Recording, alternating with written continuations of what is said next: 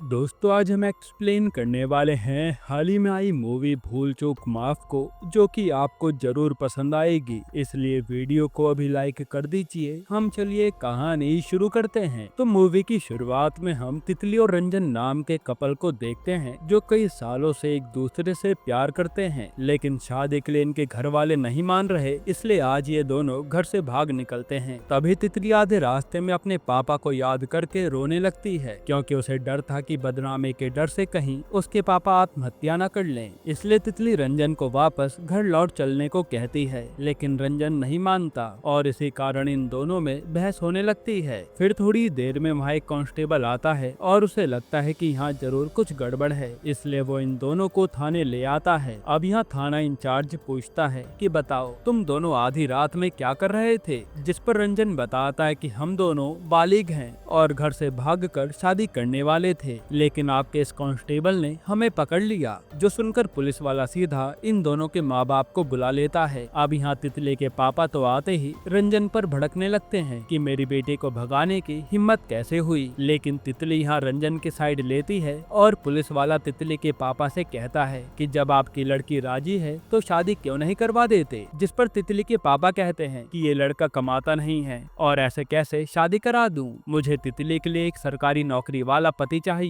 ऐरा गैरा नहीं। जिस पर रंजन के पापा की तितली के पापा से बहस हो जाती है और हम समझ पाते हैं कि रंजन के पापा तो उसकी शादी के लिए मान गए हैं। खैर अब यहाँ तितली के पापा तितली का प्यार देखकर रंजन के सामने एक शर्त रखते हैं कि अगर तुम 2 महीने में सरकारी नौकरी हासिल कर लेते हो तो मैं तुम्हारी शादी तितली से करा दूंगा, वरना तितली वही शादी करेगी जहाँ मैं कहूँगा। ये सुनकर रंजन के होश उड़ जाते हैं, क्योंकि वो तो कब से सरकारी नौकरी की तैयारी कर रहा है, लेकिन अभी तक नौकरी नहीं लगी तो इन 2 महीनों में कैसे लग जाएगी। जिसके बाद वो अपने पापा और मामा के साथ इसी टेंशन में बैठा होता है कि अब मैं ये नौकरी कहाँ से लाऊं। तभी वहाँ रंजन की बहन कैरी आती है और वो रंजन का मजाक बनाने लगती है कि इसके बस का नहीं है कोई सरकारी नौकरी लेना। तब रंजन के पापा कहते हैं कि हमारा बेटा उस लड़की से प्यार तो बहुत करता है, काश इसकी कोई मदद कर पाता। तभी कैरी कहती है कि मेरी जान पहचान का कोई लड़का है, मैं उसे कल मिलवाती हूँ। फिर अगले दिन कैरी सीधा रंजन को सुशील नाम के लड़के से मिलवाने जाती है, जो असल में कैरी का बॉयफ्रेंड था। वो रंजन को बताता है कि मैं एक भगवान दास नाम के आदमी को जानता हूँ, वो आपकी नौकरी पक्का लगवा देगा,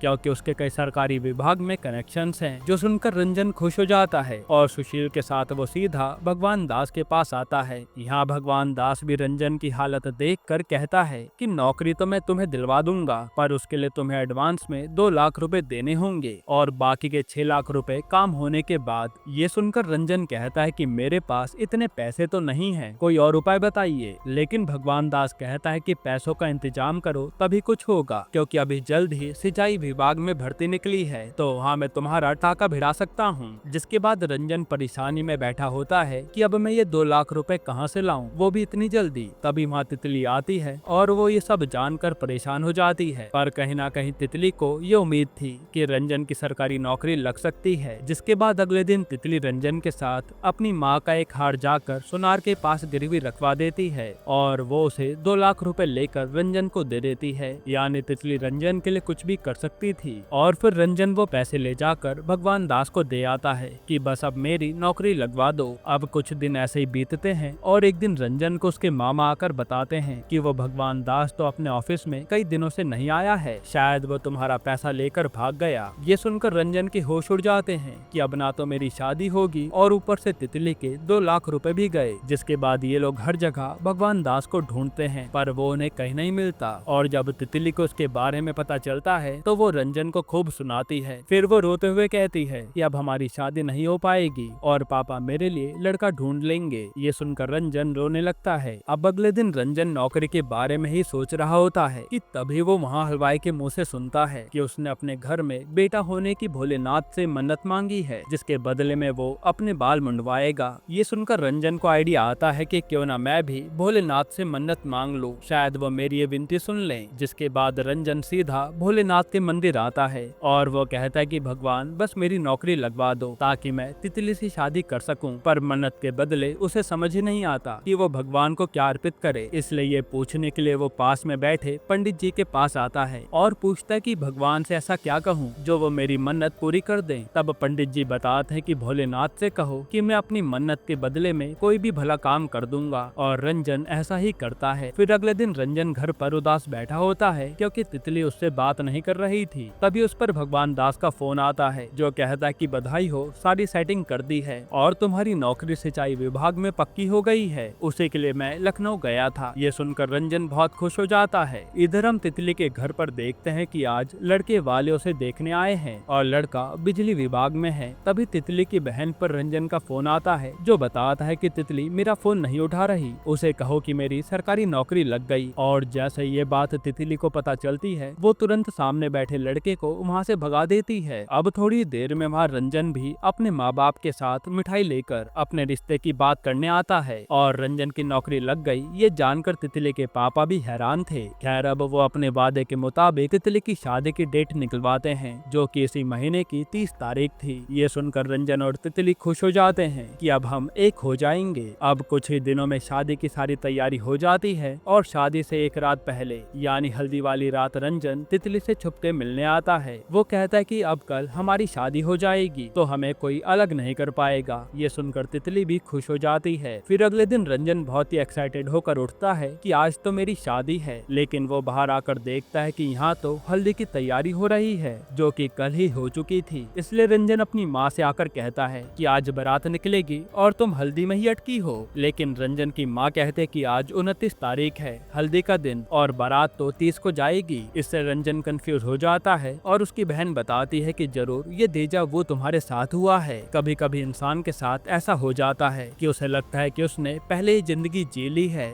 जिसके बाद रंजन भी चुपचाप हल्दी मना लेता है और आज 29 तारीख पर कट का निशान बना देता है कि आज का दिन बस खत्म हो जाए। इसके बाद वो अपने मामा के पास मिलने आता है तो उसके मामा ने उसके लिए बैचलर पार्टी का इंतजाम किया था जहाँ जाकर रंजन खूब एंजॉय करता है और उसे लग रहा था कि चलो अब कल तो मेरी शादी हो ही जाएगी। अब अगले दिन जैसे रंजन उठता है तो आज फिर वही 29 तारीख थी हल्दी का दिन और यहाँ सिर्फ रंजन ही था जिसे मालूम पड़ रहा था कि ये दिन रिपीट हो रहा है। फिर वो अपने घर वालों को समझाने की कोशिश करता है कि हल्दी मैं पिछले 2 दिनों से मना रहा हूँ और ये शादी का दिन कब आएगा। ये सुनकर रंजन के घर वालों को लगता है कि रंजन का दिमाग हिल गया है, इसलिए वो उसे सीधा डॉक्टर के पास लेकर जाते हैं। पर रंजन गुस्से में वहाँ से चला जाता है और फिर जब वो अपने मामा के साथ था तभी उसे वही हलवाई दिखाई देता है जिसकी मन्नत पूरी हो गई थी, इसलिए उसने अपने बाल मुंडवा दिए। तभी उसे देखकर रंजन को याद आता है कि मैंने भी तो मन्नत मांगी थी सरकारी नौकरी की और फिर मैंने अच्छा काम करने के लिए कहा था लेकिन किया नहीं, इसलिए भोलेनाथ गुस्सा है और मेरी शादी का दिन आ ही नहीं रहा है। ये सब रंजन सोच ही रहा होता है कि तभी वहाँ तितली आ जाती है जिसे रंजन के बारे में पता चला था कि वो बहकी बहकी बातें कर रहा है। तब रंजन उसे बताता है कि मुझे एक अच्छा काम करना होगा जिससे हमारी शादी कल हो जाएगी। इसके बाद रंजन सोचने लगता है कि वो अच्छा काम कौन सा करे और फिर वो जाकर गाय को गुड़ वाली रोटी खिला देता है। फिर वो जाकर सो जाता है ये सोचकर कि अब 30 तारीख तो आ ही जाएगी और मेरी शादी होगी। लेकिन अगले दिन फिर वही 29 तारीख आती है और रंजन जाकर फिर गरीब लोगों में दान पुण्य करता है, पर इसका भी कोई फायदा नहीं होता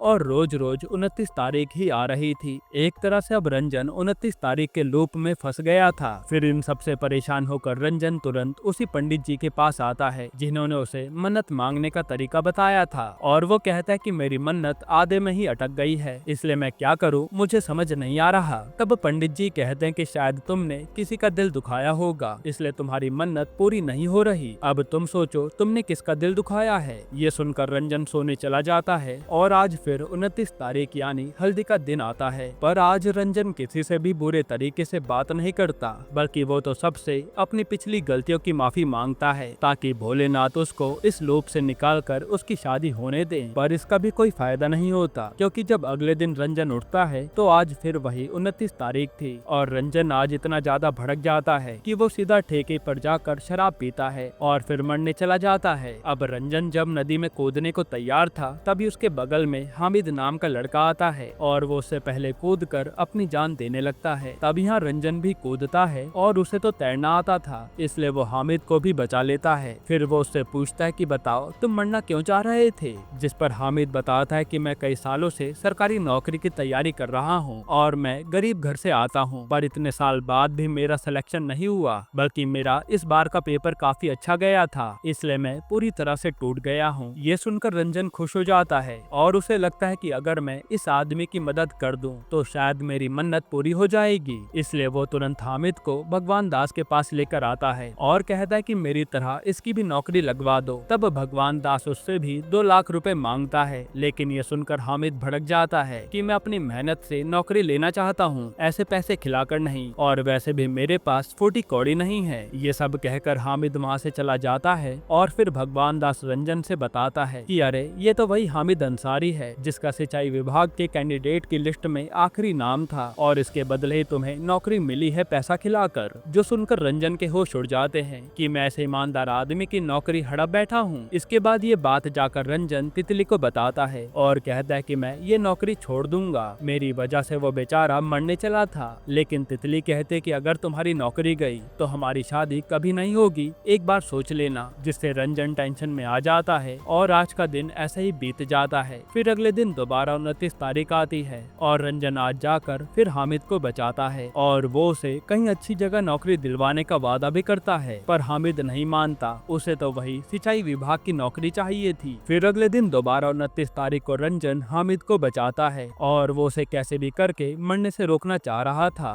ताकि हामिद का मन बदले तो शायद वो इस 29 तारीख के लोभ से निकल सके, पर ऐसा कुछ भी नहीं होता और हामिद रोज अपनी जान देने की कोशिश करता रहता है। फिर एक दिन रंजन हामिद के कूदने से पहले ही उसके पास आकर पूछ लेता है कि तुम मरना क्यों चाहते हो, वो भी उस छोटी सी नौकरी के लिए। जिस पर हामिद बताता है कि मेरे गांव में पानी की समस्या है और मैंने अपने पापा से वादा किया था कि मैं सिंचाई विभाग का ऑफिसर बनकर ही गाँव आऊंगा, पर मैं नौकरी ले नहीं पाया। जो सुनकर रंजन का दिल टूट जाता है और वो ऐसे ही वहाँ से भटकने लगता है। फिर वो जब वापस उसी जगह आता है जहाँ उसने हामिद को छोड़ा था तो पता चलता है कि हामिद तो नदी के पास गया है और आज हामिद की जान चली जाती है क्योंकि रंजन ने उसे नहीं बचाया था। ये सब देखकर रंजन को बहुत बुरा लगता है। इसके बाद रंजन रोते हुए सीधा भोलेनाथ के मंदिर आता है और आज दिल खोलकर उनकी पूजा करता है। फिर अगले दिन दोबारा 29 तारीख आती है और वो आज अपनी नौकरी छोड़ देता है ताकि हामिद को उसकी नौकरी मिल जाए। फिर आज रात जब रंजन सोता है